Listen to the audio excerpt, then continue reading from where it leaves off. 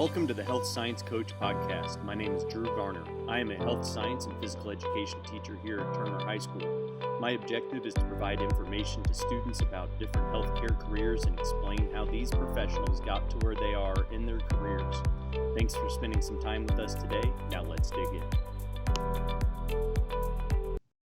Today we have the pleasure of meeting with Kurt Andrews. He is the Director of Sports Medicine for Sporting Kansas City here in Kansas City. How are we doing today, Kurt? I'm doing very well, Drew. Thanks for having me back. Absolutely. I really appreciate it. So you're the Director of Sports Medicine for Sporting KC.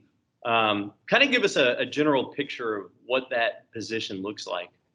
Sure. Long story short, it's basically overseeing the healthcare of all of our athletes, and that includes the first team all the way down to our academy teams. On a day-to-day basis, you're looking at 8 teams total, which is around 150 athletes. And so that goes for minor sicknesses and illnesses all the way up to long-term rehabilitation for significant injuries that are sustained while playing soccer. Right, absolutely. So that's pretty cool. So let's talk a little bit then of how you got to where you are. You know, you were in high school. You played back. Long time ago. Yeah. So we're looking at high school. You're looking at going to college to study some sort of sports medicine idea in your head. You picked Oakland University. How did you kind of choose that program versus some of the other ones around? Sure. So for me, when I was in high school, I did not know exactly what I wanted to do. Normal thought process. You have a lot of options in life. I knew personally that I wanted to be somewhere with sports, and I wanted to be somewhere with sports medicine. I was lucky enough back then when I was in high school to have an athletic trainer in my high school. It was not very common. I had a really good relationship with the girl there at the time. I didn't spend much time in there. I mean, knock on wood, I was fairly healthy in high school. My first real exposure, though, was when I went to college. Like you said, I chose Oakland University. It's a larger commuting school for people. I mean, here it'd be kind of like a KU or a JCC that's you Right. can live at home. I had a job then that I was working at high school and while I was in college, and so it helped me save money. I didn't have to pay for rent. It was a fairly cheap school at the time, and so I went there. I also tried to walk onto the soccer team. I knew the coach there, and my freshman year when I was walking on, I blew my ACL sideways. So it was my first kind of introduction to long-term rehabilitative care outside of the physical therapy world, and I had a passion for it instantly. It's something I connected well with.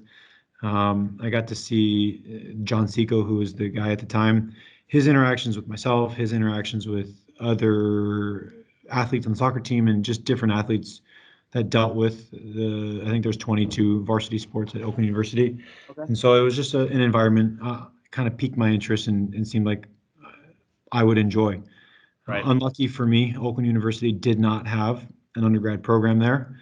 So I went to exercise science pre-physical therapy route to kind of put me on track. And I bounced a lot between pre-med, PT, athletic training. And at the end of the day, I chose athletic training because it was something that I just wanted to be involved in. The PT life was not for me. Being inside all the time lends just a different lifestyle than being an athletic trainer. You get to go outside, you get to travel.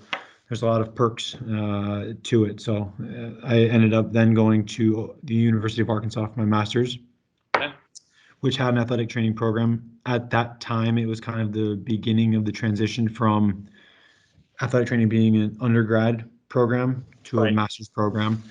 And so at the time, there was only 19 schools. And I chose Arkansas because I wanted to see what the SEC lifestyle was about when it came to big sport.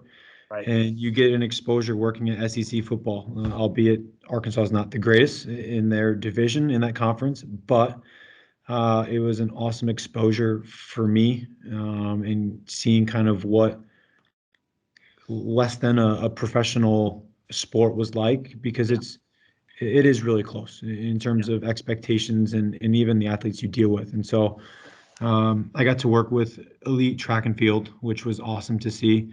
I got to work women's soccer. I got to work women's basketball. So Arkansas really kind of laid groundwork for a more elite level of athletic training just because of the athletes, not taking away from them at Oakland University or smaller schools, but it's just a different level, a different caliber of athlete. And it was, again, it was something that kind of set a foundation for me in athletic training and what I wanted to do. And it cemented in my head that I chose the right path for me. Right. So when you were at Arkansas and you're going through your classes and your program, working with the different sports teams and programs, what did a typical day in the life look like while you're working with the teams and taking your classes? Definitely a tough act to balance. And again, it's all based on the sport you were working. So when I worked in season football, you had to show up at 5:30 a.m. for pre-class treatments. Yep. Our classes started at 8 a.m. So you'd work 2 hours of football, go to school for, let's say, 8 to noon, 8 to 1-ish, and then you were back at football. Football had practice in the late afternoon, early evening. So you were there from, let's say, 1 p.m. till maybe 8 p.m. You go home, do a little bit of homework, sleep, and then it's a rinse, wash, recycle. And that was kind of what we did in football season. I always say that it is the best sport or the best schedule to weed people out of if they want that kind of life, because Right. there are sacrifices you have to make. There are things you miss. There are commitments you can't engage in. When I worked in season football, I didn't get to go home for Thanksgiving. I didn't get to go home for Christmas because we had a sugar bowl, so they put that in New Year's. So, or just after New Year's. So there's just things that you have to sacrifice in that kind of schedule. When you work track and field or basketball, they practice in the later afternoon and don't have the morning commitment. So it truly depended on the sport you were assigned with. When you were high school, it was a lot easier because sports don't start till 4 p.m. So you actually maybe get a little bit of sleep in the morning. You might have a gap between lunch and going to clinical. Right. But all different experiences lend an opportunity for you to see kind of what avenue piques your interest or what avenue fits your lifestyle or what you want to do, kind of the kids you want to work with or professional athletes you want to work with. All of it is a good sample for you as an athletic training student to see what is most fitting for you. Yeah, exactly. So when you were at Arkansas, dealing with those different sports, after you graduated, you went and did an intern with the University of North Florida. How did you look for that role after graduation, and how did that lead itself into an internship? Yeah, so, and I don't want to skip ahead in questions, but in between my first and second year of grad school, I did an internship with the Galaxy. And me personally, I knew I wanted to work soccer. It's something I grew up playing. It's something I understand as a sport. It's the people I click with best. I think soccer players just have a different mindset than other sports, and that's the way we see things. And so I wanted to work soccer. I was lucky enough or fortunate enough to get that internship with the Galaxy. And so when I was applying for internships or jobs post school, I knew I wanted to work soccer. And so that's all I really looked for. For me, the internship route post grad school was the best because it offered me an opportunity to be under someone that was a clinician and had been for years. And it gave me the opportunity to have some independent work, but under the supervision of someone else. So when I ran into questions or issues or problems, as a first year grad, you have someone to lean on. Now, that was an intelligent decision by me because I don't think anyone really is ready for post school or life post school right out of the get go. It takes a little bit of trial under fire and and sinking or swimming, and seeing if, you have to be sometimes put in adverse situations to learn. Sometimes you have to fail to learn. And so the internship route at least gave me an opportunity to be with someone and learn a little bit under their wing until I was able to spread mine. And so I lasted 4 months as an intern, and then I got called by the Galaxy for a full-time role. And so I ended my internship short, but it served its purpose and exactly what I wanted out of it. Yeah, exactly. So, going from your internship to the Galaxy, then graduating, going to University of North Florida, being able to work with the soccer, that led to your network backing into going back to work for the Galaxy as an assistant athletic trainer. How long did you spend there? So as an intern or as a full-time, or both? We could do both. So I spent 4 months-ish as a summer intern. At that time, internships were unpaid. So it's a new world nowadays. Interns are paid and make a nice little chunk of change. So I went out to Los Angeles on my own dime. I knew it was a sacrifice. It was something I wanted to do, and I was 100% okay with it because it lended me the networking opportunities, an opportunity to meet people, put at least some sort of face to my name, and work with some amazing clinicians that were there. And like you said, after my second year of grad school, I got my internship, and I got a call that December just to interview for the job, and I got it. And I think a lot of that had to do with my student internship from grad school, and them knowing who I was, and them thinking that I was a perfect candidate for someone to kind of groom under who was the head there then, and learn from him and continue my development there. And I wouldn't change my path for anything because it's gotten to me to where I'm at now.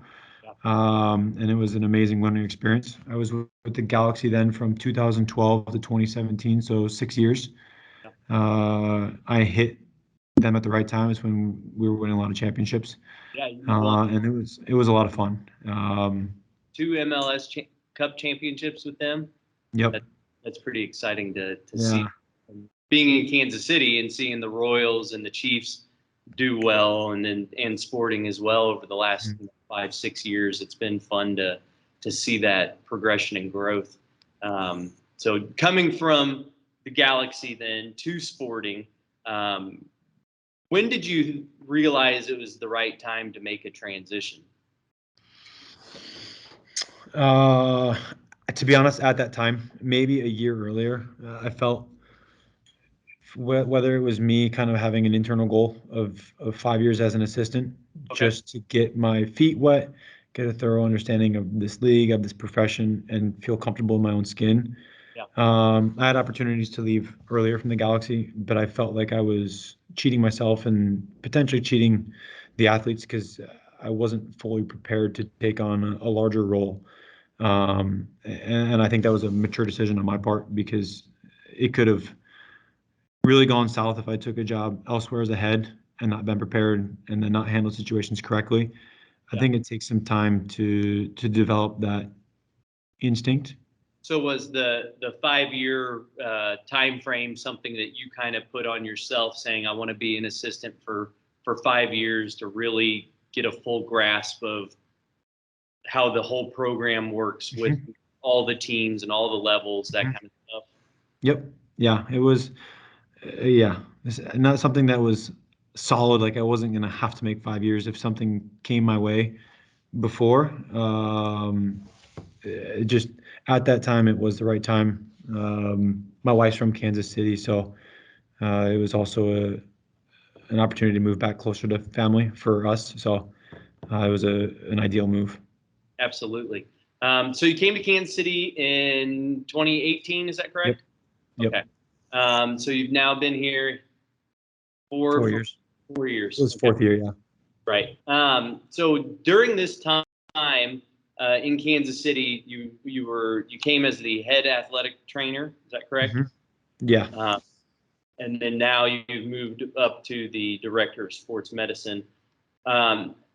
as the head athletic trainer, were you still working with all of the teams, or how did that work? Was it just for sporting?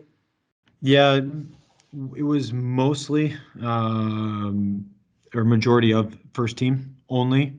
I do have a full-time athletic trainer with our USL team or minor league affiliate, however you want to decipher it. And then the 6 academy teams, there's 2 athletic trainers with them full-time. And so for me, it's more of a managerial role with the developmental teams and overseeing them, but giving complete autonomy and trust to the athletic trainers that are dealing with their athletes. So my major role is really with the first team and the first team athletes. Yeah.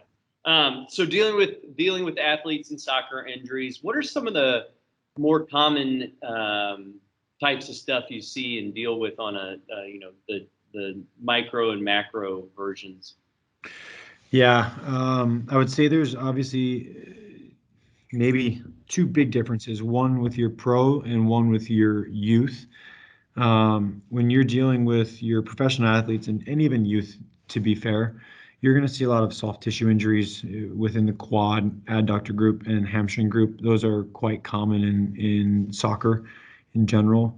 I would say the big difference between the developmental ages and our pro ages are your puberty related injuries. So people that are growing too fast, whether it's in the heel or some sort of in the knee or hip. Sometimes kids are spurts at a really rapid rate, and so you're seeing tendinopathies or some sort of bony issues from just huge growths or a huge growth in a short time frame. Whereas with your older guys, you're seeing more chronic or more uh, injuries that are long term and have been going on, and it's just the wear and tear of playing sport for 10 plus years. So that's the huge difference between the 2 age groups. But your soft tissue injuries are going to be your biggest ones that you see on a day or weekly basis for soccer players in general. You can't rule out your long-term ones like ACL tears or ankle sprains. I mean, those come maybe far and few between, but soft tissue injuries are going to be your biggest ones to deal with. With those soft tissue injuries, what are some of the modalities and techniques that you guys use to help relieve that injury and bring them back to 100% or close to for game day? Yeah, we are very lucky to have an ownership group that is fully supportive of the sports medicine department. So we do have a lot of the bells and whistles that help at least accelerate healing or create an optimal environment for healing. Something that we've grown really fond of is diagnostic ultrasound in at least the diagnosis of injury. Getting an initial picture of what's going on helps us understand potential timelines for a return. But having a little tablet with the diagnostic ultrasound, we're able to track it over time and actually watch it heal in real-time basis. Some of the other modalities we're using, either class 4 lasers or like a low-level laser, just in kind of helping to increase blood flow, helping to increase bringing the appropriate nutrients to a site to help heal it. Electrical stimulation in a microcurrent form. We do a lot of different manual therapies. So whether that be cupping, whether that be with your hands, whether that be dry needling. We use a machine called Hivamat in the acute stages.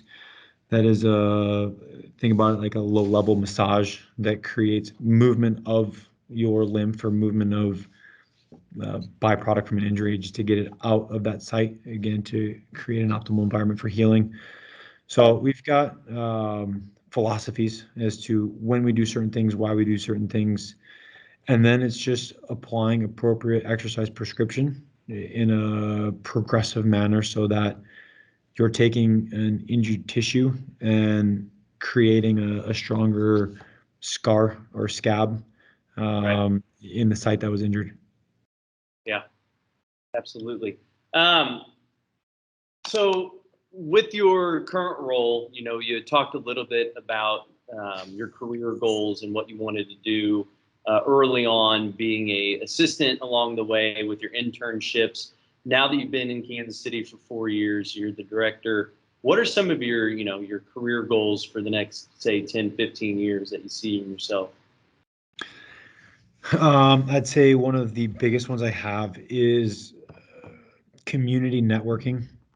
Yeah. Giving kids, whether it's high school students or college students, KU has an athletic training program. People where I was in their shoes in the past, giving them an opportunity or an exposure to this field, but also an opportunity to potentially get ahead of other candidates in terms of experience and experience at a high level, educating athletic training students in the area. So I've got a lot of plans and initial chats with KU now that they've almost become a fully accredited graduate program here, and they've actually moved to the University of Kansas Health Systems here in downtown. So it's a lot more local. Driving from Lawrence to do a clinical site here it's a bit of a drive or a bit of a hike. Right. So doing some voluntary teaching or just guest speaking over there, being part of things like this that you do, exposure to athletic training as a field, and really just networking with the local community to give kids an opportunity to get experience or see what we do. That's a big goal of mine. Obviously, continuing to develop what we do here. We would like to be the gold standard when it comes to sports medicine treatment of athletes, from professional down to your academy or lower levels, and working with the incredible sports scientists and S&C coaches and fitness coaches that we have here, just creating a really good community for education along the sports medicine continuum. That's awesome. I really appreciate that, not only for us, but giving back to those students, like you said, helping the ones that you were in their shoes at one point, being able to give them ideas or a word of advice here and there, and some of that job experience is going to be really beneficial for a lot of those kids. So professional development for yourself as an athletic trainer, what do you need to do on a yearly, 2-yearly, 3-year basis? I know we have some Graston techniques, some performance specialists, corrective exercise specialists, performance enhancement specialists, functional movement screeners, all these different types of certifications that are out there. What are some, and why did you choose some of those versus other ones as well? Yeah, so our field, we have to basically report every 2 years, a total of 50 credit hours or 50 hours of learning. So 25 a year. Each state is different too. Like with Kansas, you have to report 20 a year. Missouri, you don't, just to make sure that you're staying up at least what's new. Our field is, I think, different from others just because in science, there's always evolution of what we think we know, what we now know, what we think we understand. So it is important to stay on top of what is applicable now as opposed to what it was even 10 years ago. There's been a ton of change in what we do for injuries, how we treat injuries, even surgeries that are available now for different conditions that we did not do 10 years ago. So kind of to answer your question about why you choose these, I think it is completely dependent upon what you value as a practitioner, whether you see yourself as a rehab specialist, as a manual therapist, a combination of. I think it's important to continually develop your strengths. It's also important to evaluate your weaknesses, or maybe something that your entire staff does not have, to bring in a new philosophy or a new thought or a new approach to expand on your own horizons and belief systems. And we always refer to our practitioner toolbox, just another trick of the trade that we can use for an injury or for a specific person to help them get better. So you're choosing your continuing education or professional development courses, classes based on that.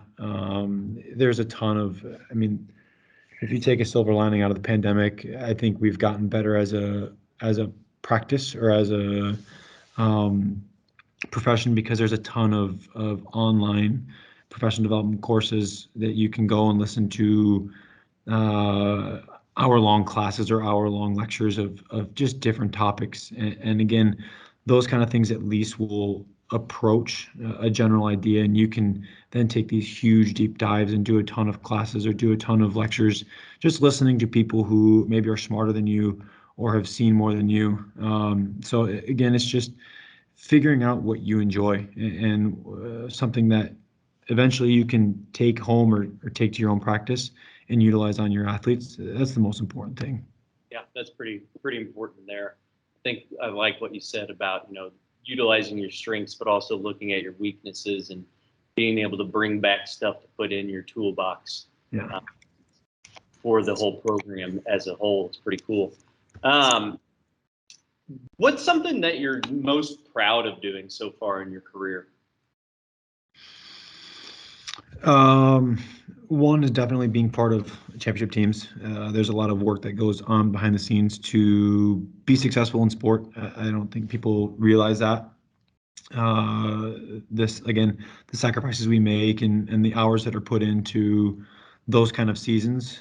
Definitely proud of my 2 championships. Another thing I'm proud of is, and this doesn't go for me, it goes for my entire staff as well. 2 things really. 2018, my first year here, we won Sports Medicine Staff of the Year. I'm proud of that because, one, that was my rookie year here, my first year here, kind of leading a group, which was an awesome accolade because that's voted on by peers within the league itself. So that was a pretty special award to share with my staff. Right. And then navigating 2020, pandemic plus a season. This was something that none of us have ever undertaken. It was completely new for the world in going through a pandemic and learning on the fly and implementing new policies and changing procedures. And we were the first team to come back to sport here in America following pandemic. We had clubs reaching out to us from all over the world in the EPL, asking us for our protocols for return to sport. So it was a huge honor to be part of that. I think it was a terrible experience for all of us, but one that we learned a lot from, and I think can improve upon and do better in case we ever run across that again. But you can be proud of what we accomplished as a league in Orlando when we did the MLS's back tournament. And if you think about the logistics of putting 28 teams in a hotel and daily testing and getting games in, and to be fair, like not have a ton of COVID cases once we had those initial outbreaks in the bubble, like we did a really good job for not knowing a lot and being underprepared for it. So it's something I think we can all be proud of as well. That's pretty cool. And then, so if you're looking back at your early high school, early college timeline, what's something you wish you would have known then that may help you along your career path or with your position now? I would say there's a lot of things. I mean, when it's been 20 years since you've been in high school, there's a lot of times where you're like, dang, I wish I knew this, or I wish this was important then. Right. One thing for me, and again, I think everyone's case is completely different. I think working at 14 years old at McDonald's as my first job was an incredibly, it was an amazing opportunity to, one, understand fiscal responsibility, to understand what money meant, to understand responsibility and being on time and reporting to people that are above you. And at 14, you're working with people who are double your age, maybe even older. And so that experience really lended an opportunity for also just like human management and dealing with customers and seeing a lot of different things. So I now can understand like why my parents pushed me to getting a job when I was that young. It taught me a lot of things I wish I learned when I was in high school. And it's not a knock on high schools, and this isn't a podium for me to put down high schools and the education curriculum. I wish we had opportunities to learn about managing your money, understanding credit cards, understanding accounts, understanding stock market and savings and retirement accounts. That's something I've learned over time, and Right. I don't think you have any exposure. At least I did not in my high school to Yeah. it. I think there's an opportunity to learn. I took cooking as a blow-off class in high school. I wish I took cooking to like understand it. Yep. Living on my own in grad school, you have to learn how to cook, and so that was my education then. But taking those kind of things like serious and understanding like why you use different oils and like the nutritional aspects of what you're cooking. Being in sports medicine, you learn how nutrition is so important. Understanding why sleep is so important for recovery, for getting good grades, for just feeling good. I wish I knew that in high school because you just spend hours. Back then, it's when you like stayed up all night and you're talking on the phone, and now kids have texting because that wasn't the thing for me. Um, Yeah. those we were not part of the generation where you had so much connection to individuals. We literally had the phone to talk on, and that was usually on one line for the house. So if that line was used, no one else get on the phone or instant messenger. Now you've got phones and tablets and computers, and you can be connected to anyone and everyone at all times. So I'm glad I grew up in the time that we did because we did not have to deal with a lot of things that kids have to deal with now, which would probably create a lot more stress. And you can see it. So those are things that I wish I would have learned back then. Right. I think opportunities like this for students, we did not have classes or interactions with people, whether it's in a field that you wanted to go into or just different avenues for careers and what's out there. I think we missed out on that. And so for us and for high schoolers now, it's completely okay to go into college not knowing what you want to do. College is meant to mature and really find what you're passionate about. I think if you have opportunities in high school to at least be exposed to them, that lends an opportunity for you to know yay or nay that you're cut out for that job. I mean, my wife, for example, she was and went to school and went to grad school to be a dietitian, and she went 3 years in the profession working with the Galaxy with me. She worked with the Lakers for a year, and then she realized she didn't like it. It wasn't for her, and I was back in law school and completely transitioned to a whole new career. Which, again, everyone's path is different.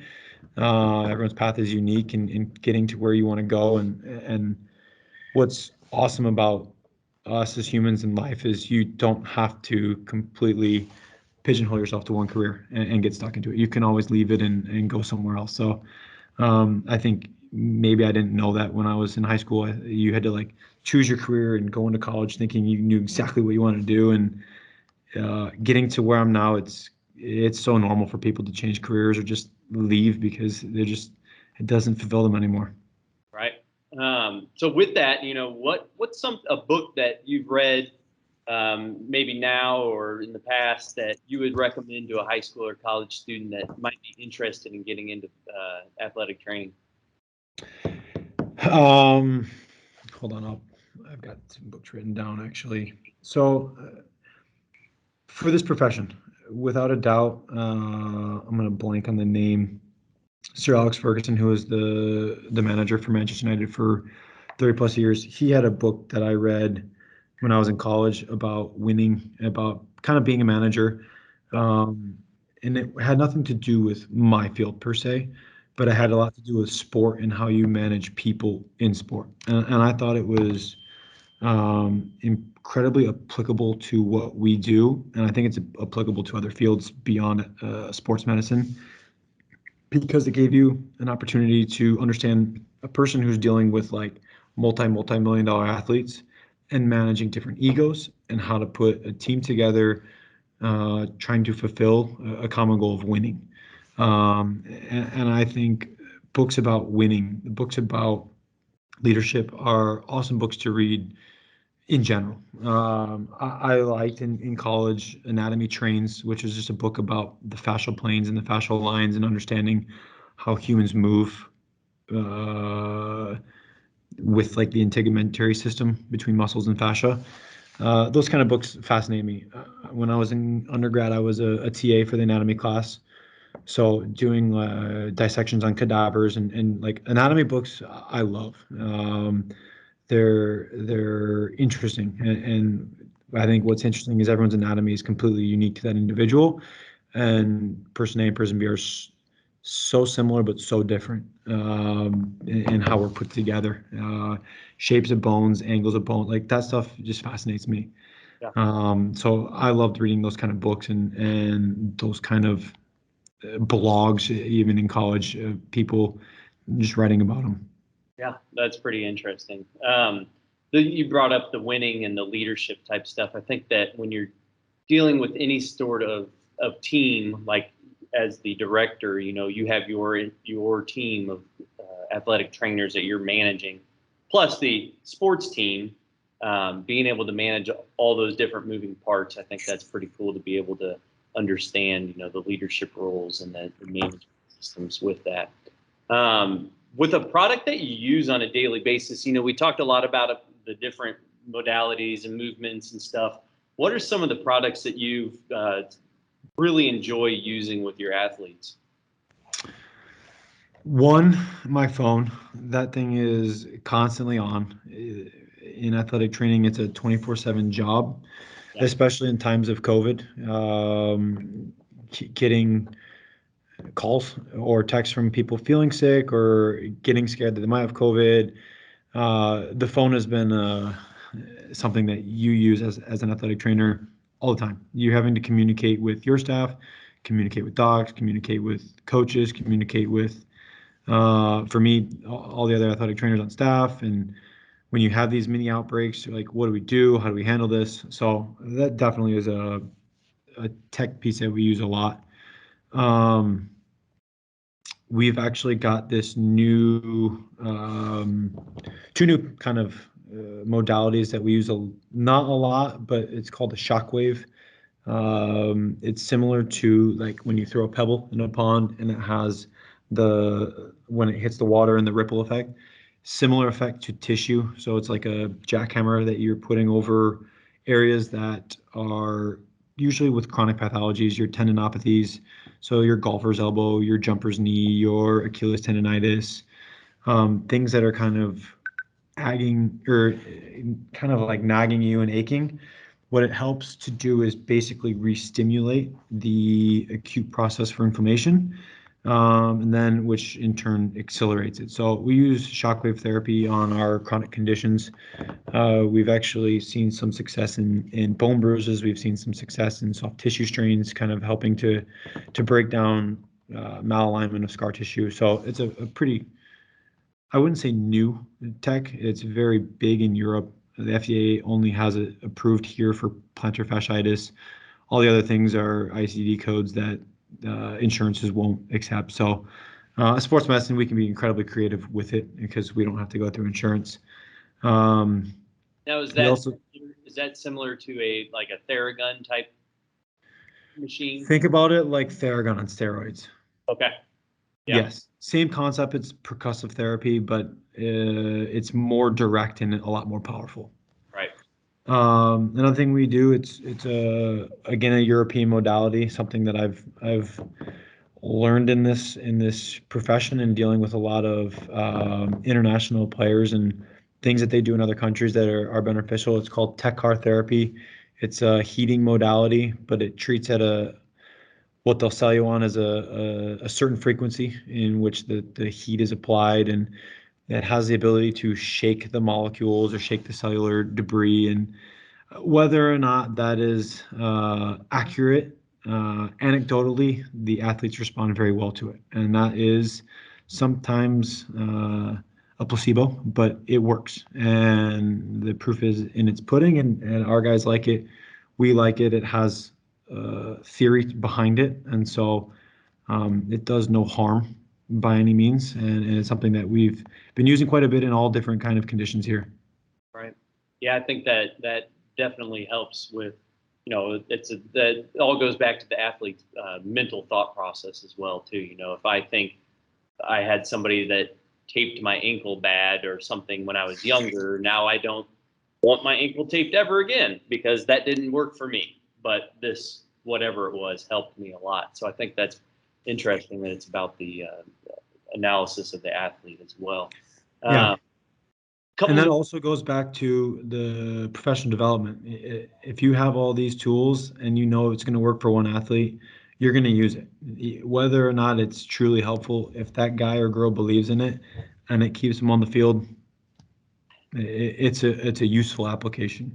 Right, absolutely. Just a couple more questions for you. I truly appreciate your time here with us. This is a two-part question. If you dislike blank, being an athletic trainer is not for you. And the second part of that is if you like blank, then being an athletic trainer is the right career path for you. God. So I'll give you an example. One of the other athletic trainers I talked with said, if you dislike feet, being an athletic trainer is not for you. She was talking about the general high school athletic training setting where she's wrapping a lot of ankles, dealing with a lot of just feet injuries. So that's kind of just an idea for you. I would say, well, if you dislike missing extracurricular activities, being an athletic trainer is not for you. Yeah. And I say that because of the sacrifices you have to make when you work Saturday nights for a game or Saturdays in college football, or for us, you miss sometimes weekend, your wedding weekend, sometimes you're missing birthdays, sometimes you're missing some of those things. So if you don't want to miss them, this is not for you. Right. I mean, it is a very scheduled career path, and when you have games and practices, that's your schedule. Exactly. If you'd like blank, then being an athletic trainer is the right career path for you. I would say, and this applies to my situation, not for all. If you like diversity, athletic training is for you. And I say that because I've got probably 12 different nations represented here from where people are from. We are a very ethnically diverse group, and it is an awesome experience to be part of. Right. That's pretty cool. Last question I have for you is if you want to share a mantra or quote that you live by with your work.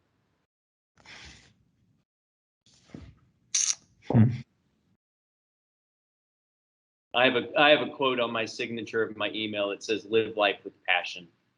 For me, it's about being passionate about your career, moving and doing your stuff to show that, you are passionate about what you're doing. If you're going to put me on the spot, I will say always be the best version of yourself. I like that. I like that a lot. Well, thank you so much for spending 45 minutes with us today and really getting in depth about your career path and what you do for Sporting KC. I really think the time was well spent, and our students will really enjoy this. Awesome. Well, again, I appreciate you having me on. It's always fun.